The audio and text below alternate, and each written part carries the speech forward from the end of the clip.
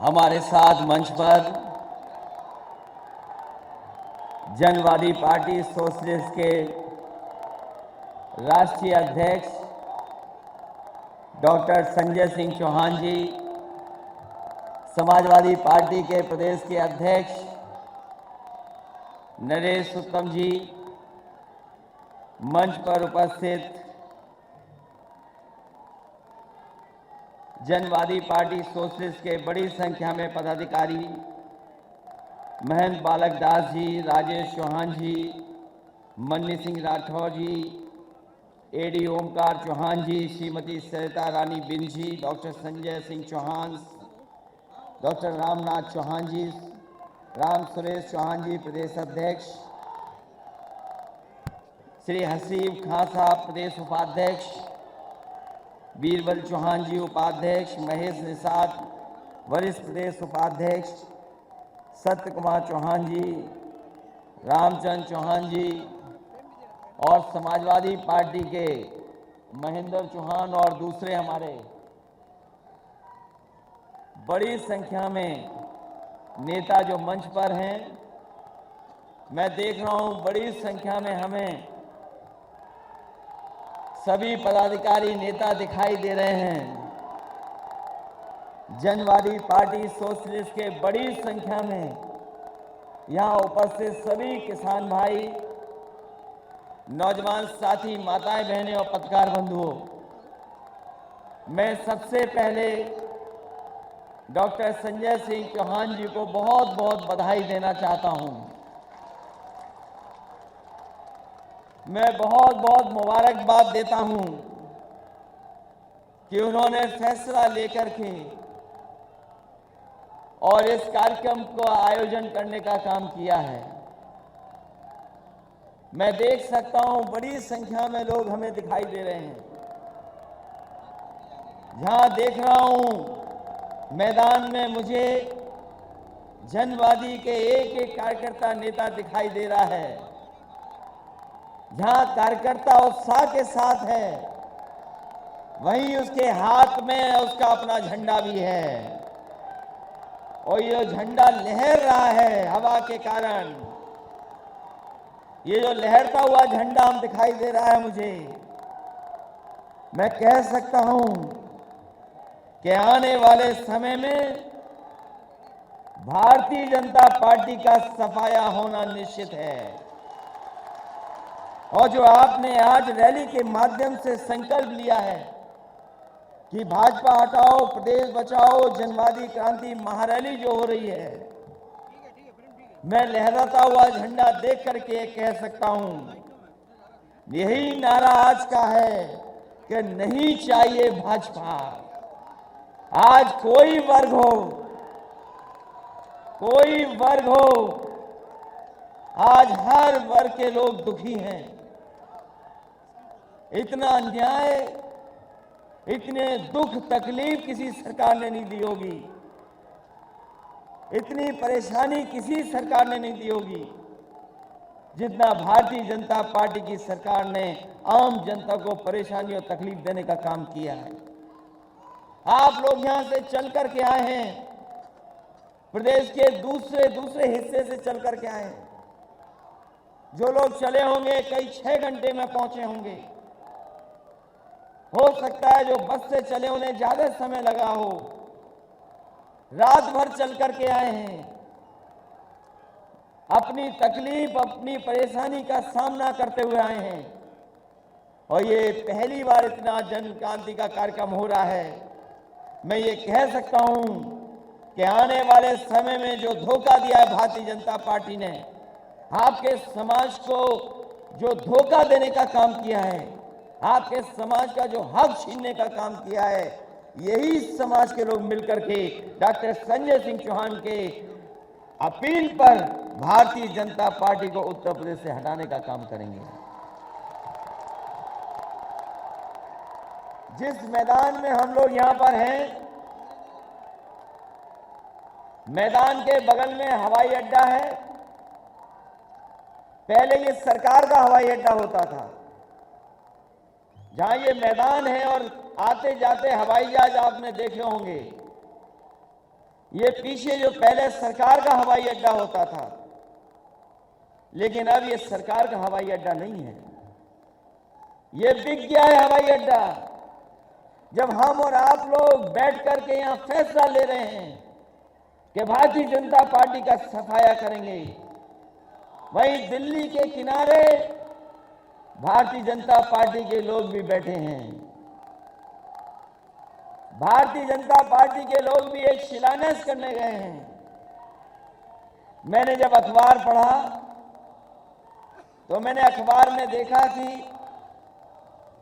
उनके बैठने के लिए उनके पंडाल में 90,000 के आसपास कुछ कुर्सियां लगी हैं।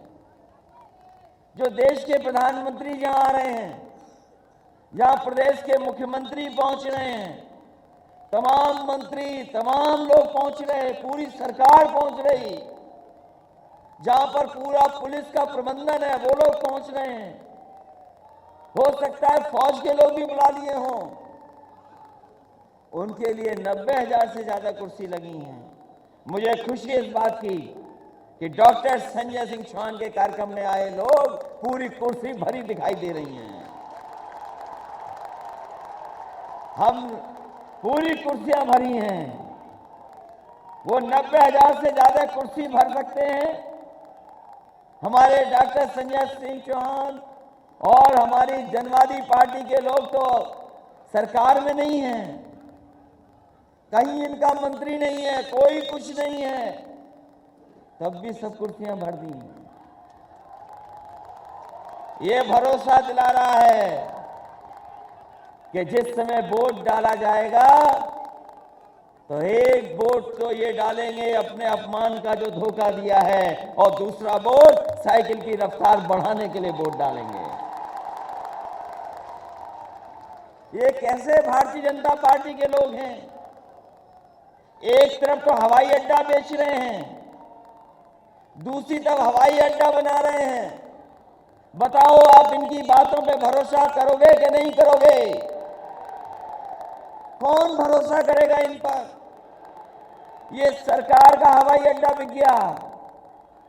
सरकार एक हवाई अड्डा बना रही है, और ये हवाई अड्डा किस लिए बन रहा है उसका गणित मुझे समझ में नहीं आता।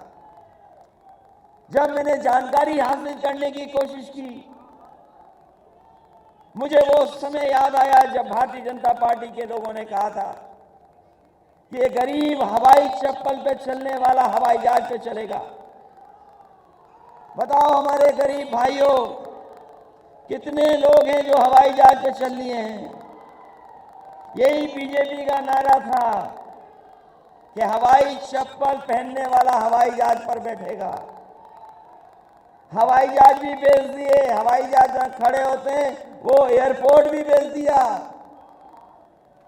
और जो हवाई जहाज के गणित समझेगा वो सोचेगा क्या गणित है हवाई जहाज का? जितने भी एयरपोर्ट बने हैं सब घाटे में हैं। दिल्ली का एयरपोर्ट कई हजार करोड़ में घाटे में है। जो हमारी सरकारी हवाई जहाज यात्रा करने वाली एयरलाइंस, वो घाटे में 60,000 करोड़ के घाटे में। हम लोग यहां से गिनते चले जाएं, आप बलिया और गाजीपुर पहुंच जाओगे, रुपया नहीं गिन पाओगे कितने घाटे में एयर इंडिया का हवाई जहाज है। जो प्राइवेट चल रही है वो भी घाटे में है, जो एयरलाइंस चल रही सब घाटे में है। तो सोचो, एयरपोर्ट घाटे में, हवाई जहाज चल रहा है वो घाटे में, तो ये भारतीय जनता पार्टी का गणित क्या है जो मुनाफा लोग कमा रहे हैं? क्या मुनाफा का गणित है? कोई समझ में आए तो समझाए हमें कि आखिरकार क्या गणित है इसमें। एयरपोर्ट घाटे में, हवाई जहाज घाटे में, सरकार एयरपोर्ट बना रही है, गरीब चल नहीं सकता। ये एयरपोर्ट इसलिए बन रहे हैं कि जिस समय एयरपोर्ट बन करके तैयार हो जाएगा, भारतीय जनता पार्टी इसको भी बेच देगी। ये शिलान्यास हो रहा है इसलिए खाली एयरपोर्ट इनको बेचना है। जिस देश में चीजें बिकने लगे, सरकारी संस्थाएं बिकने लगे, तो बताओ हमारे गरीब चौहान समाज के लोगों, जो बाबा साहब भीमराव अम्बेडकर जी ने हमें अधिकार और सम्मान के लिए जो संविधान दिया था, अगर सरकारी चीजें बिक जाएंगी तो बताओ आने वाली पीढ़ी के भविष्य के बारे में क्या होगा? उनको नौकरी कौन देगा? उन्हें रोजगार कौन देगा? अगर सरकारी संस्थाएं बिक जाएंगी तो कौन देगा आरक्षण? कहां मिलेगी नौकरी? कहां मिलेगा रोजगार? बड़े बड़े विज्ञापन अखबारों में छपते हैं कि ये दमदार सरकार है, दमदार सरकार है।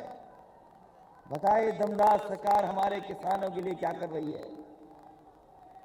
बताओ हमारे किसान भाइयों, यहां आए हो आप लोग, अपने संसाधन से आए, किसानों को कौन सी मदद सरकार कर रही है? यही भारतीय जनता पार्टी के लोगों ने कहा था कि किसानों की आय दोगुनी कर देंगे। आप तो गांव के रहने वाले हो, खेत में मेहनत करते हो, पसीना बहा करके फसल तैयार की। बताओ धान की किसी को कीमत मिली है कि नहीं मिली? बताइए। धान खड़ा खड़ा ऐसे ही बर्बाद हो गया। किसान भाइयों बताओ कहां धान की कीमत मिल रही? और जो खाद खरीदने गए, बताओ लाइन में लगे रहे आप, क्या आपको खाद मिल गई? डीएपी मिल गई क्या? जब बीज महंगा हो गया, डीजल पेट्रोल महंगा हो गया, खाद महंगी, कीटनाशक दवाइयां महंगी, बाजार में कोई पूछ नहीं रहा आपकी फसल को, तो किसान हमारा कहां से खुशहाल होगा? कोई रास्ता हो तो बताओ कैसे खुशहाल होगा? और जो डीजल पेट्रोल महंगा हो गया, आपको कीमत पता होगी क्या? 100 के पार हो गया पेट्रोल के? नहीं हो गया सबको। और जिस समय महंगाई डीजल पेट्रोल की बढ़ती है, हर चीज महंगी हो जाती है, आप महंगाई को रोक नहीं सकते। कोई महंगाई रोक सकता है? ये भारतीय जनता पार्टी के लोग जो बड़े बड़े उद्योगपतियों की मदद करना चाहते हैं, वो कभी भी महंगाई नहीं रोक सकते। और आज जो बेरोजगारी है, महंगाई है, उसका कारण भारतीय जनता पार्टी की गलत नीतियां हैं। हमारे गरीब को पीछे कर दिया, नौजवान का भविष्य कुछ नहीं। बताओ नौजवानों, कहां नौकरी है आपके लिए? अगर नौकरी हो तो बताओ। और इधर पढ़ाई पूरी चौपट हो गई, बच्चों की भी पढ़ाई बर्बाद हो गई। इतनी पढ़ाई लिखाई कभी बर्बाद नहीं हुई होगी जितनी भारतीय जनता पार्टी की सरकार में पढ़ाई लिखाई बर्बाद हो गई। कोई नहीं पढ़ पा रहा है, ना अच्छी शिक्षा दे पा रहे। और अगर शिक्षित भी हो जाए नौजवान तो ना उसके लिए नौकरी है, ना रोजगार का इंतजाम है। कहने को तो दावा कर सकते हैं कि देश की सबसे ज्यादा नई आबादी यहां है, लेकिन इस आबादी को नौकरी कहां मिल रही है? हमारा किसान देख रहा है कि कैसे खुशहाली तरक्की आएगी। गन्ने के किसानों का बकाया है अभी तक, गन्ने का किसान का बकाया अभी तक सरकार नहीं दे पा रही है। डीजल पेट्रोल तो महंगा ही है, लेकिन जब बिजली का बिल आता होगा तो बताओ बिल से आपको करंट लग रहा कि नहीं लग रहा? कौन कम करेगा? अगर कोई कम कर सकता है तो वो समाजवादी लोग हैं। हम आपको भरोसा दिलाते हैं, उम्मीद से ज्यादा राहत देने का काम समाजवादी लोग करेंगे।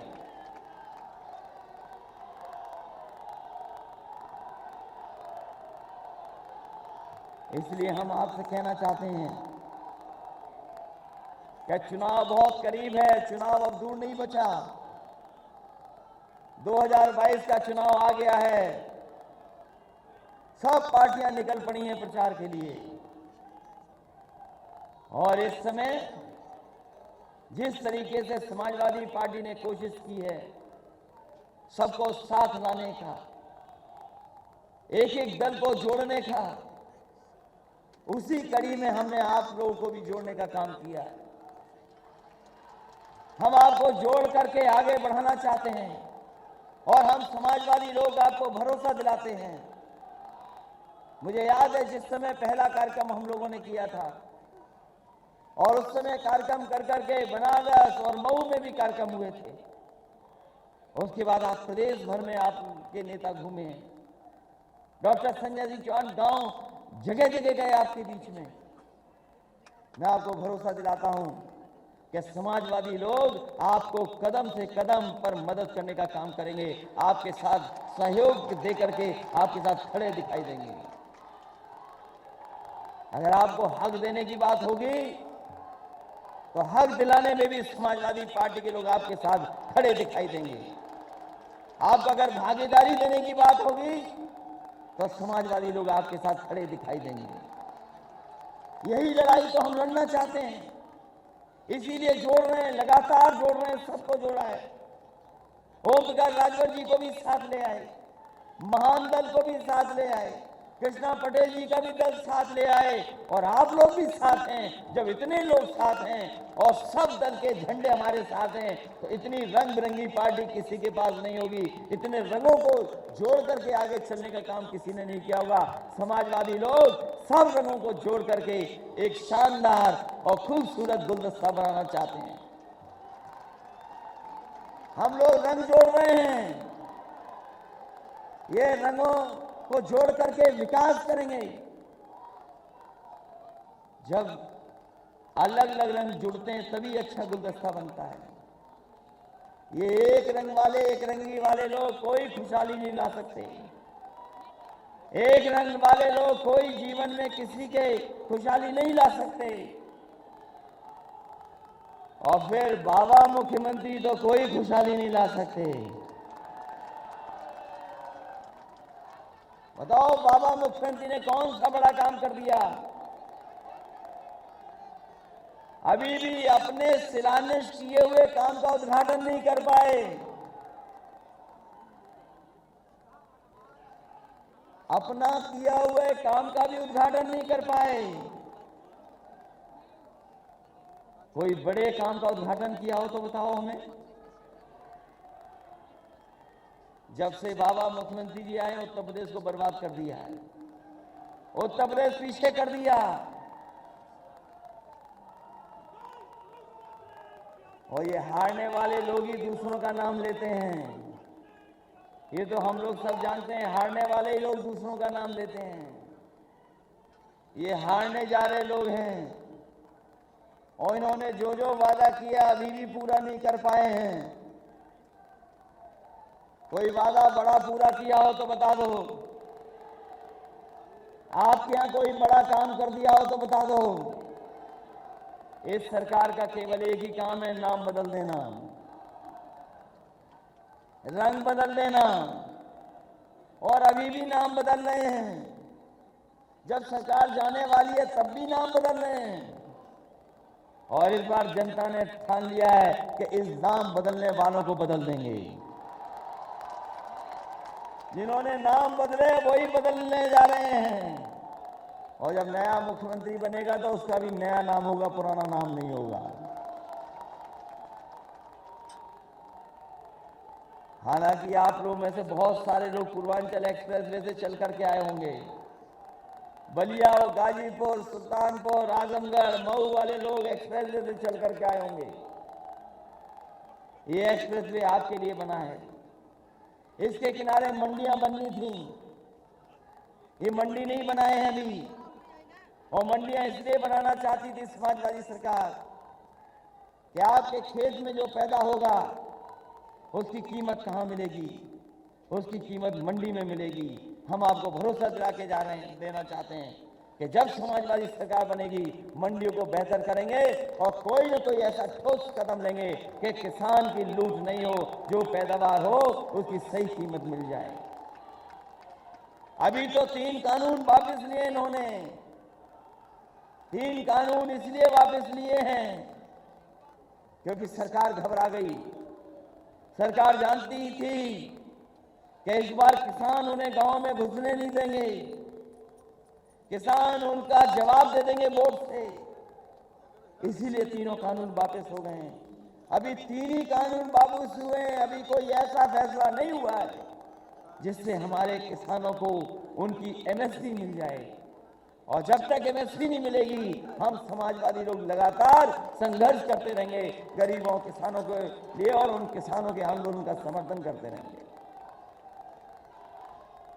इसलिए जब लखनऊ चल करके आए हो, चुनाव से पहले आप लोग चल करके आए हो, तो ये फैसला लेकर के जाना कि लखनऊ में आपकी सरकार हो। बताओ, साइकिल वालों की सरकार बनवाओगे कि नहीं बनवाओगे? और हम भी भरोसा दिलाते हैं आपको कि जहां जाति जनगणना की बात है, कम से कम हम लोग जाने तो सही कि हम आबादी में क्या हैं, हमारी आबादी में गिनती क्या है। ये जितनी भी सरकारें हैं, कोई जाति जनगणना नहीं कराना चाहती। जाति जनगणना इसलिए नहीं कराना चाहती क्योंकि वो जानते हैं कि अगर जाति जनगणना हो गई तो हो सकता है कि चौहान समाज के लोगों की गिनती ज्यादा हो, वो हक मांगने लगें, अपनी भागीदारी मांगने लगें, इसलिए नहीं जाति जनगणना कराना चाहते हैं। हम इस समय आपको भरोसा दिलाते हैं, समाजवादी लोग की सरकार बनेगी, जाति जनगणना कर करके आपको भी मुख्य धारा से जोड़ने का काम समाजवादी लोग करेंगे। उत्तर प्रदेश को खुशहाली में ले जाने के लिए हम आपसे सहयोग चाहते हैं। उत्तर प्रदेश को आगे बढ़ाने के लिए आपका साथ चाहते हैं। इसलिए 22 के चुनाव में ये ऐतिहासिक चुनाव होने जा रहा है और आप लोग मन बना लोगे अगर, तो भारतीय जनता पार्टी की ऐतिहासिक हार होगी। इतनी बड़ी हार भारतीय जनता पार्टी ने कभी देखी नहीं होगी। जितनी चौहान समाज के लोग अगर आगे आ जाएंगे तो उन्हें ऐतिहासिक हार दिलाने का काम करेंगे। इसलिए बहुत और भी सवाल हैं, बहुत बड़े बड़े सवाल हैं जिसमें समाज को और देश को भारतीय जनता पार्टी ने उलझा दिया है। इनके पास नफरत के अलावा कोई और चीज नहीं है, नफरत के अलावा कोई राजनीति नहीं करते ये। इसलिए आज जब आप लोग यहां पर आए हैं लखनऊ में, ये देश की राजधानी है, यहाँ की तहजीब गंगा जमुनी रही है, यहाँ भाईचारा रहा है, यहाँ सब मिलकर के रहे हैं, यही हमारी संस्कृति रही है। इस संस्कृति को कोई खत्म करना चाहता है तो वो भारतीय जनता पार्टी के लोग हैं। इसलिए चुनाव में आप सबसे मैं कहना चाहता हूं कि आप सब लोग एक होकर के और सभी वर्गों को जोड़ करके आप समाजवादी पार्टी की तो मदद करना ही करना, वहीं सभी लोग जो संविधान बचाना चाहते हैं उन लोगों को भी जोड़ लीजिए, क्योंकि जो अधिकार बाबा साहब ने दिए, जो सपना बाबा साहब ने देखा था वो अभी पूरा नहीं हुआ है। जो सपना डॉक्टर राममनोहर लोहिया ने देखा था वो सपना भी पूरा नहीं हुआ है। हम आजादी तो मिल गई, आजाद तो सब हो गए हम सब लोग, लेकिन जो सपना देखा था खुशहाली का, जो सपना देखा था एकता का, वो अभी सपना अधूरा है। इसलिए इस रैली के माध्यम से आप जहां संदेश दे रहे हैं वहीं संकल्प लेकर के भी जाइए कि चुनाव में इन भारतीय जनता पार्टी को हटा करके एक नई सरकार बनाने का काम करेंगे। इन्हीं शब्दों के साथ हम डॉक्टर संजय सिंह चौहान जी को बहुत बधाई देते हैं। उनके साथी जो आए हैं दूर दूर हमें दिखाई दे रहे हैं, मैं इन सबको बधाई देता हूं। मंच में बैठे हुए जितने नेता कार्यकर्ता जिन्होंने सहयोग करके मेहनत करके इस कार्यक्रम को सफल बनाने का काम किया है, मैं उनका भी धन्यवाद देता हूं। बहुत सारे ऐसे साथी हैं जो जनता के बीच में ही हैं, जिन्होंने बड़े संख्या में समर्थन और सहयोग किया है, उन साथियों का भी बहुत बहुत धन्यवाद देता हूं। और इस उम्मीद इस भरोसे के साथ कि जिस समय उत्तर प्रदेश में बदलाव की लड़ाई होगी, जिस समय चुनाव होगा, उस समय आप लोग सब मिलकर के भारतीय जनता पार्टी को हटाने का काम करेंगे, क्योंकि भारतीय जनता पार्टी के लोगों ने बेरोजगारी दी है, महंगाई बढ़ाई है, भ्रष्टाचार बढ़ाया है, और जिन्हें हक और सम्मान मिल जाना चाहिए था उन्हें हक और सम्मान देने का काम नहीं किया है। हमारे चौहान समाज के लोग पीछे छूट गए, जिनका इतिहास न जाने कैसा इतिहास रहा।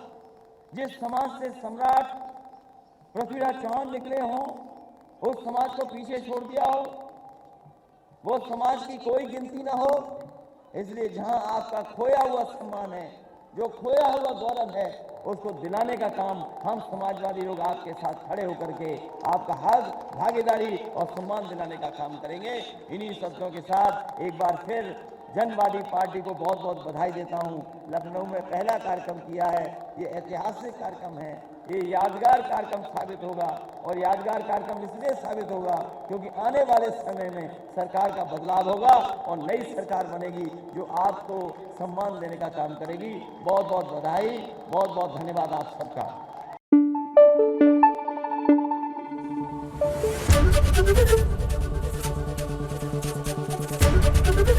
एबीपी न्यूज आपको रखे आगे।